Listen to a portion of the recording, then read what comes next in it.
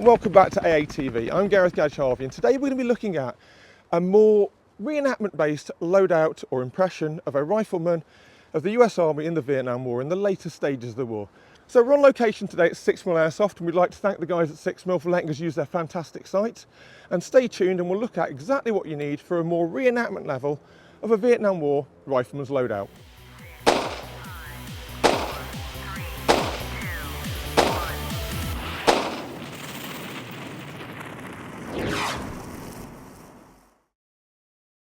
In a previous episode, we showed you an airsoft loadout for a typical rifleman of the Vietnam War. In this episode, though, we're going to show you a more detailed, perhaps more of a reenactment standard of the same loadout using mainly original kit. Now, as we're at an airsoft site and we are at the lunch break, we're making a few concessions, so I do have eye protection on because I don't want some stray player to shoot my eyes out. But obviously these wouldn't have been worn by a rifleman in Vietnam. So we're going to start off with the basic jungle uniform, and this went through several iterations during the course of the war, but by the 68-69 period that my current group represent, you're looking what's called the third pattern jungle jacket and trousers. Now you can tell it's a third pattern because it's got ripstop in the weave to stop shirts being destroyed by snagging on vines or thorns or all that sort of stuff, and a lot of the epaulets and side clips have been deleted on these, again to stop it snagging on vegetation, and you'll notice that the pocket flaps cover the buttons, again because that would snag on vines, long grass, all sorts. It just makes your life a lot simpler. So this essentially is a two-part suit worn over a t-shirt. The blouse itself has 4 bellows pockets. The trousers, you can see, have large bellows cargo pockets on the side, what we like to call hand warmer pockets there, and some seat pockets. And again, ripstop as with the shirt. Interestingly, inside the left cargo pocket is a smaller interior pocket, which is believed to be for either a jungle survival kit or a small first aid kit. I've never ever used that pocket in all my years. So what I'm going to do now is, just before we have to cut it in, I'm just going to show the first pattern. So when we're talking about what's deleted. So we mentioned that the third pattern jacket deletes a lot of unnecessary features. So here we have an example of a first pattern jacket. Now this is a reproduction, but you can see that epaulet there. And you can see the waist adjustment tabs there, which again are taken off later jackets. And you'll also notice that the buttons on the flaps of the pockets are exposed. Now, it's unlikely you'll see much first pattern or second pattern uniforms being worn in the period we're talking about. Maybe somebody who's on a base, but actually in the field use, these have largely been superseded by the point of 1968, 69 or later. And again, we're looking now at the first pattern trouser, and you know it's got a button fly. Most trousers had a button fly until the very, very last models made at the end of the war where a zip was put in. You'll also notice the exposed buttons on the sides, and you'll notice again that this is not ripstop. So if you've got a tear in one of these, it would tend to destroy the entire trouser, or pants, as the Americans like to call them. Now, for those of us doing a Vietnam impression or loadout, if you want to call it that in the UK, there's very little sweltering hot weather, and it's usually quite frosty and cold. So one thing you can do to mitigate this slightly is to use what they call a sleeping shirt. Troops stationed in places like the Central Highlands would often be issued these sleeping shirts to give an extra bit of warmth. Now, as the name suggests, you're supposed to, I think, sleep in them, but you do occasionally see them worn underneath a jungle jacket. Now, if anyone's been a fan of our British military kit, you'll notice it's a lot like those Norwegian shirts that Tom and I are really fond of. This is a more traditional polo shirt type closure with buttons. This model was made in 1969, and while it says it's large, it's very snug on me, and I'm not a particularly massive guy. So while there are quite good repros of most Vietnam War kit available, one thing that you'll struggle to get unless you pay for it is boots. And if you can get them, get an original pair. They are out there, often in as new condition. So the Vietnam War jungle boot again went through several phases. This is a relatively mid to late war type one. I believe this one was made in 1967.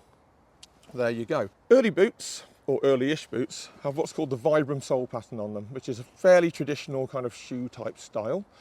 It was found that this clogged up with mud quite badly. So later boots have what they call the Panama sole, like that.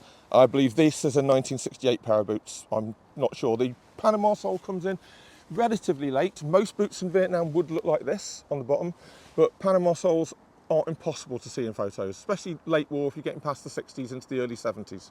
Most Vietnam War boots, like this, continued on as the US Army jungle boot for a very long time. Nearly all war-dated ones, though, have this back seam. You can see it stitched in there. There's one manufacturer, I think, that doesn't use that back seam, but generally speaking, if you find a pair of jungle boots and they've got that back seam, odds are they're pre-1975. So the final part of personal uniform we're going to talk about here is the iconic M1 helmet with its distinctive silhouette. The M1 helmet came to service during World War II and survived in a barely modified form up until the 80s, where the PASGT helmet replaces it. Typically, you're looking at a fibre liner and a steel outer shell. Now, I've got a neck injury, so I actually use a fiberglass shell, which is a concession to health and safety, really, because I don't really want to break the discs in my neck. But it looks the same. Over the top of it, you have a camouflage cover. Now, this is reversible. On this side of this Mitchell pattern cover, as it's called, you have this vine leaves type effect. On the inside, you have more of a beach camouflage, which looks like a blotchy sand and brown colour. We'll show you a picture of that later. Around the helmet itself, you'll have this foliage retention band. Now, this is actually a post-war one. The war-dated ones do say band helmet camouflage in that odd army vernacular. And in the helmet band, you will see quite often things that people needed to have to hand attached. Reenactors like to put everything they can find in their helmet band. However, I think really you want to have the things that you'd want to have to hand day by day, or things you'd want to keep dry. So in my helmet band, I have a bottle of insect repellent, I have a P38 can opener, because nearly all of the food issued you carry around is in tins, and I have a box of matches for lighting the fuel for those tins. Resist the temptation to go crazy. You'll also notice I'm wearing an olive green bandage, like a triangular field bandage, as a bandana. This is because I'm desperately in need of a haircut. So if you see this and go, oh, you've got long hair, you need to cut that. Yeah, no, it's fine, right, yeah? I'll do it before a show. This is just for a video. During the Vietnam War, you'll see the Mitchell cover for the helmet with a variety of graffiti on. Quite typically, you'd maybe see a state you've come from, maybe your girlfriend's name. And for those who are in the end of their rotation of a 12-month tour, might have a short time calendar where they do a little tick box they could tick off each week or month or even day as it went by. Helmet graffiti is nowhere near as common as war movies would have you believe it is. So unless you've got a helmet cover that's already got that graffiti on it, I'd avoid doing it. If you do want to do it with a biro, don't use a Sharpie. Nearly all period graffiti is done with ballpoint pen.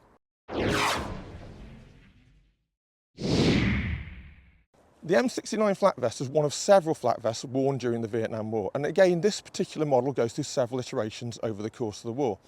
This is a relatively early model that has the zip and popper closure. Later on, to mitigate against the threats of burning and having this vest actually melt onto you, a Velcro closure is used on some later vests. It has a 3/4 collar that protects the neck, and inside this nylon cover is layered nylon fibre, which, while it won't stop a bullet, will take the impact out of small arms, ricochets, or fragments from a shell burst. To carry his fighting load, a Vietnam War rifleman for the US Army would use what's called M56 webbing. Now, this replaced the World War II webbing where you needed a dedicated belt for every type of rifle you use, whether it's a Garand or a bar, etc., with a much more modular system where you can put ammunition pouches, canteens, field dressing or compass pouches, or whatever you needed for your mission role, clipped to the belt. This is a fairly iconic set. It would be issued with 2 ammunition pouches, a single canteen, and an e-tool. Generally speaking, guys tended to carry as little as they could on their webbing, because if you get into a firefight, you don't want to be running with too much of it, and much of it would be carried on the rucksack, but we'll talk about that later. The belts came in several sizes that can be adjusted to your particular waist size.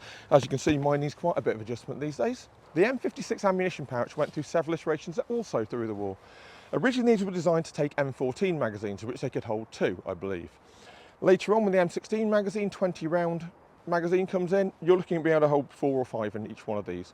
Equally, hand grenades can be clipped to the side. Personally, I probably wouldn't want to do that, but it's there if you needed to carry more. The canteens themselves, one would be issued with the webbing, but in reality, people carried as many as they could because water was just needed in such a hot and humid environment. The ammunition pouches are attached to these H-frame yoke by sliding clips, a bit like Alice clips, but a pre-runner to them. And to help compensate for the weight of fully loaded ammunition pouches, there are also these support straps that can be adjusted and tensioned as to where you need them. This pouch here is quite often used to either carry a compass or a field dressing. On the other loop, I carry a snap carabiner. These are used for a multitude of uses, but mainly they're good for like attaching kit to your rucksack, and we'll show you that later. Early on in the war, A day haversack called a butt pack was quite often worn on the back of the webbing. As you can see here, I've taken that off my webbing because I quite often wear a rucksack, and it's very, very hard to wear a rucksack when you've got that butt pack across the small of your back. By the later stages of the war, you'll see many soldiers carrying at least 2 or 3 of these cotton bandoliers. Originally designed to hold stripper clips of ammunition, these are actually the perfect size for the M16's 20-round box magazine. It wasn't uncommon in the later stages of the war to see a soldier carry almost all of his kit on his rucksack with only, as said, a bandolier or 2 for his immediate combat needs. This rucksack here is a later model of the lightweight rucksack. Originally designed for generic special forces use, they were very popular in the Vietnam War. These rucksacks are very lightweight with lightweight metal fittings and very easy drying nylon bags. Now, as you can see in this particular example, it's quite heavily laden. So we're going to go around from one side to the other and show you what we've got. First off, we've got our entrenching tool. Should really go on the webbing, but again, most people found if they needed it, they didn't need it slapping around on their leg all the time. Quite often, it's secured on these Alice type clips on the bag itself, and then just to stop that hell flapping about, I've tucked it underneath this strap. We mentioned carabiner clips earlier. Use to secure kit like these canteens onto the rucksack frame itself or onto straps off the rucksack. Now this is an actual 60s dated 1969 US Army canteen. If you don't mind not having the date on the bottom, you can get absolutely identical camping canteens from a lot of outdoors and army surplus shops that you're really going to be hard pushed to tell the difference. Moving round, you can see the actual rucksack itself, which is full of my kit that I want, my spare uniform, socks, etc. And hanging off the back of it is again another immediate use bandolier of rifle mags. Now for these ones, they're actually in waterproof bags that keep the ammunition and the magazine dry, and some of them are even printed with "You should surrender" in Vietnamese on them, so if they were found discarded by enemy fighters. Lastly, we've got yet another canteen around the other side, and we have a small stove made out of a sea ration can. You could put some fuel in that, maybe some plastic explosive, light it, and cook a canned ration on it quite easily. Talking of canned rations, to stop them making too much noise, we have what's called a chow sock, which is an old army issue sock, and you can put like 2 or 3 days meals in one of these if you wanted to.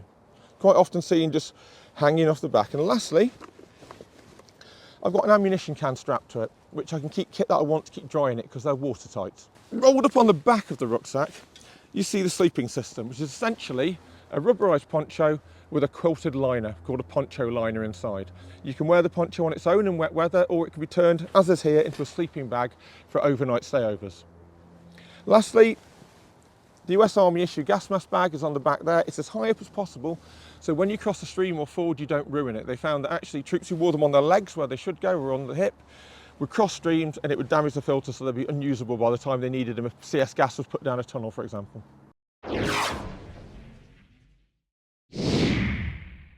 As regular viewers know, Tom and I live in the UK, so getting a real M16, not going to happen. Deactivated ones are shockingly expensive, so for the purpose of what we do, I tend to use airsoft replicas. This particular model is a classic Army XM16 E1, which is the experimental early model. You can see that it's got what's called a duckbill flash hider. That's changed to a bird cage in later models, and again, it's because it's snagged on vegetation. A lot of snagging on vegetation, a lot of fixes for that. You'll see that quite a bit. And again, because early M16s did have reliability issues to a degree, I've taped a cleaning rod to the side, which is quite a commonly seen fix. More in the early stages of the war, to be honest. It's probably a little bit anachronistic for the impression we've been talking about. Most riflemen in the section would carry an M16 like this. However, towards the later stages of the war, you sometimes see the carbines being used. Again, here we have an airsoft XM177E1 carbine. This is the earlier model of the 2 used during the war, and quite often carried by platoon officers or senior NCOs who needed something to defend themselves with but didn't want to carry the full size of a main rifle. Equally used by special forces who wanted a low profile weapon that would be used as a sort of last resort self-defense type thing. Not the most accurate of 5.56 carbines, but quite well loved by a lot of the troops. You can see here that I've attached a general purpose carrying strap with some paracord as a makeshift sling. Well, thanks for watching AATV. I've been your host, Gareth Gadge Harvey, and hopefully you've learned a little bit about a rifleman's loadout in the later stages of the Vietnam War. Now, I'm a reenactor. I don't know everything. I might have got some things wrong. Feel free to give constructive criticism. I'm always up to learn new things. We'll see you soon. Thanks for watching.